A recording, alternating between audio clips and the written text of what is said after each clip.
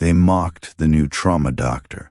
Then a Marine general called her legend Dr. Sarah. Chen walked into the emergency room on her first day, her white coat still crisp and new. The other doctors glanced at her, then went back to their conversations, barely acknowledging her presence. She was young, barely 5 feet tall, and looked more like a college student than a trauma surgeon. Behind her back, they whispered. Some laughed. One veteran nurse even asked if she was lost, assuming she was a patient's daughter. But Sarah just smiled, tied back her hair, and got to work. What none of them knew was that this quiet, unassuming woman had just returned from 3 tours as a combat surgeon in Afghanistan, and in less than 72 hours, she would save a life that would change everything. The mockery started small but cut deep. During her first trauma call, a senior surgeon publicly questioned her competence. "Are you sure you can handle this?" he asked, loud enough for the whole room to hear.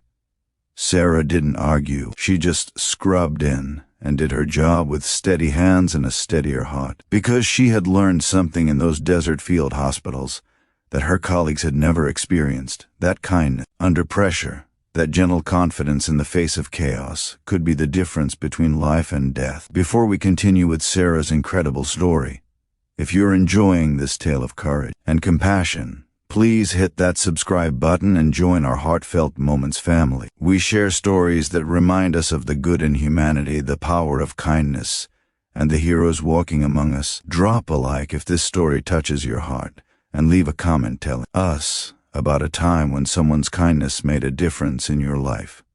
Now let's get back to the moment that changed everything. It was a Tuesday evening when the call came in. A multi-vehicle accident on the interstate.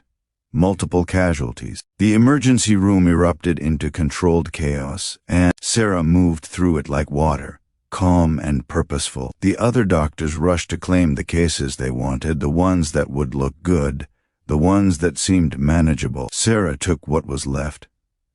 A critical patient the others had glanced at and quietly written off. A young Marine, 23 years old, with catastrophic injuries that made the senior surgeons shake their heads. His name was Marcus Rodriguez. His truck had been crushed by a semi, and his injuries were so severe that 3 different doctors had already walked away. The attending physician pulled Sarah aside.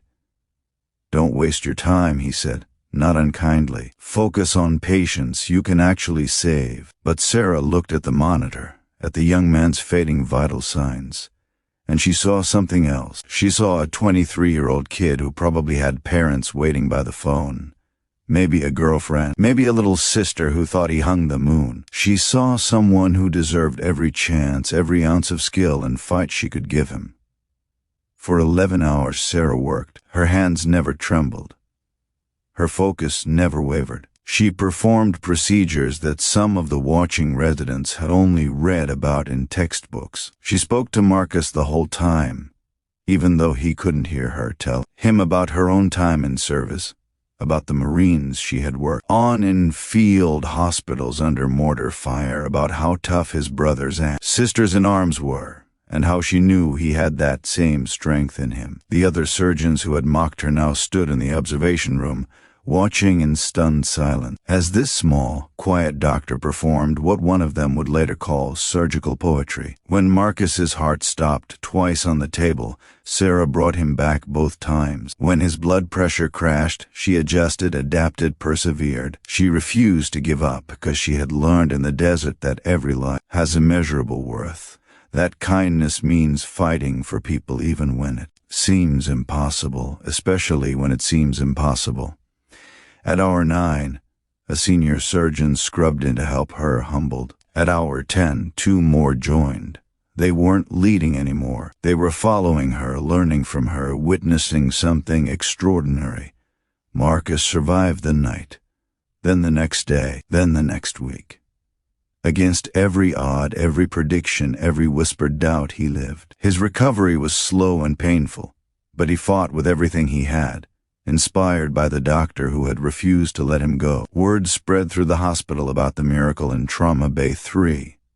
The mockery stopped. The sideways glances became looks of respect.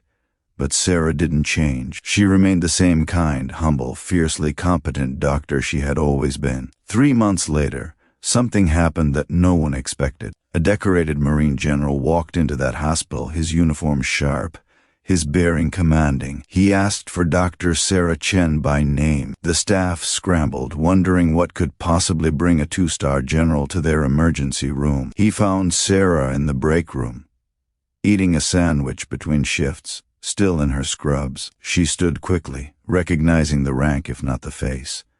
The general's eyes were wet when he spoke. "Dr. Chen," he said, his voice thick with emotion, "I am Marcus Rodriguez's father." Sarah's hand went to her mouth. The general continued, "My son told me everything. How you fought for him when no one else would. How you stayed by his side for 11 hours. How you talked to him about honor and service and never giving up." He paused, composing himself. "In the Marines, we have a word for people like you. We call them legends. And ma'am, with your permission, that's what I'm going to call you for the rest of my life." The story spread beyond the hospital, beyond the city. Local news picked it up, then national outlets. But the real impact was quieter and deeper. The doctors who had once mocked Sarah became her greatest advocates. Culture of the entire emergency department shifted. Patients weren't cases anymore. They were people worthy of every bit of skill and compassion the staff could offer. Sarah had changed an entire institution, not with grand speeches or demands, but with simple, persistent, radical kindness.